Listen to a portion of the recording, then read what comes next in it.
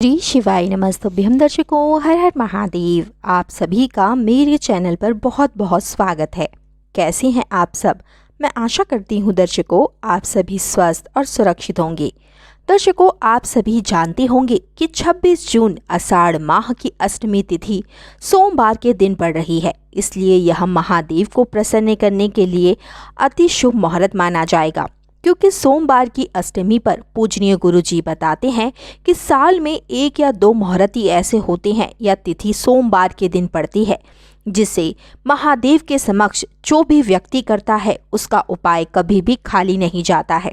सोमवार की अष्टमी का महासंयोग बहुत ही दुर्बल और दिव्य माना जाता है। यह महासंयोग गुप्त नवरात्रि पर पड़ रहा है। आषाढ़ माह की गुप्त नवरात्रि और सोमवार की अष्टमी आपके जीवन में आपकी किस्मत बदल सकती है। यदि आपकी किस्मत खराब चल रही है, आपका भाग्य खराब चल रहा है, भाग्य में धन संबंधित दिक्कत है, ग्रहों की स्थिति खराब है, या फिर यूँ कहें कि नौकरी ठीक से नहीं चल रही है, व्यापार ठीक से नहीं हो रहा है, धन तो आप कमाते हैं किंतु घर में टिक नहीं पाता है, माता लक्ष्मी का स्थायी रूप से आपके घर में वास नहीं हो पा रहा है। ऐसी परिस्थिति में यदि आप महादेव की कृपा प्राप्त करना चाहते हैं तो यह संयोग आपके लिए बहुत ही खास है। इस मौके को आप अपने हाथ से जाने ना दें। ऐसा अवसर आपके जीवन में फिर शायद ही कभी आपको प्राप्त होगा, क्योंकि सोमवार की अष्टमी का दिन पूजनीय गुरुजी अपनी शिव महापुराण कथा में बताते हैं कि सोमवार की अष्टमी महादेव और माता पार्वती के मिलन का दिन बताया जाता है। इसलिए इस दिन पर प्रदोष काल के समय पर आप शिवालय जाकर और अपने घर में यह 5 दीपक का उपाय अवश्य ही करें। 5 दीपक आपके जीवन में खुशियां भर देंगे। फिर चाहे वह आपका पितृदोष क्यों ना हो, यदि आपको पितरों का आशीर्वाद प्राप्त नहीं हो रहा है, आपकी कुंडली में पितृदोष बार बार बताया जाता है, आप किसी भी कार्य को करने जाते हैं लेकिन वह पूर्ण नहीं हो पाता है, ऐसी परिस्थिति में भी यह सोमवार की अष्टमी आपके जीवन में उजाला कर देगी, आपके जीवन को खुशियों से भर देगी। यदि आपके जीवन में आर्थिक समस्या है, कर्ज बहुत अधिक बढ़ गया है, कर्ज व्यक्ति के जीवन में कब बढ़ता है, कर्ज उसे क्यों लेना पड़ता है? आप सभी जानते हैं जब किसी व्यक्ति को धन की कमी होती है, वह अपनी आवश्यकताओं की पूर्ति नहीं कर पाता है, अपने परिवार का लालन पालन नहीं कर पाता है ठीक से, तो उसे दूसरों से धन उधार लेना पड़ता है।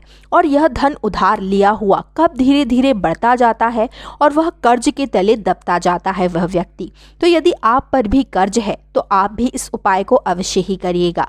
महादेव की कृपा से और माता लक्ष्मी की कृपा से आपके घर में धन की वर्षा होगी और कभी भी धन की कमी नहीं होगी। चलिए जानते हैं कौन सा उपाय है और किस प्रकार से आपको करना है। लेकिन उससे पहले यदि चैनल पर नए हैं, चैनल पर पहली बार आए हैं, वीडियोस अच्छे लगते हैं, उपाय पसंद आते हैं तो वीडियोस को लाइक करें, कमेंट करें और चैनल को तुरंत ही सब्सक्राइब कर लें। बेल आइकन को प्रेस करके ऑल पर क्लिक कर दें, जिससे कि हमारा जब भी कोई नया वीडियो आएगा तो उसका नोटिफिकेशन आपको सबसे पहले प्राप्त होगा। 5 दीपक आपको तैयार करने हैं। आप चाहें तो आटे के दीपक तैयार कर सकते हैं या मिट्टी के दीपक ले सकते हैं। शुद्ध देसी घी के ही आपको दीपक तैयार करने हैं, लंबी बाती के दीपक तैयार करने हैं। दीपक तैयार करने के बाद शाम के समय प्रदोष काल में, यानी कि शाम को 6 बजे से रात्रि 8 बजे के बीच इस उपाय को करना है। तभी माता लक्ष्मी का भ्रमण का समय भी होता है। पहला दीपक घर के मंदिर में माँ लक्ष्मी और इष्ट देव के समक्ष जलाना है। दूसरा दीपक रसोई घर में पीने के पानी के स्थान के पास, वहां पितरों का वास होता है और रसोई घर में माता अन्नपूर्णा का वास होता है। तीसरा दीपक घर के मुख्य द्वार पर जलाना है। मुख्य द्वार पर दीपक जलाएंगे तो माता लक्ष्मी घर की ओर आकर्षित होंगी और घर में स्थायी रूप से वास करेंगी।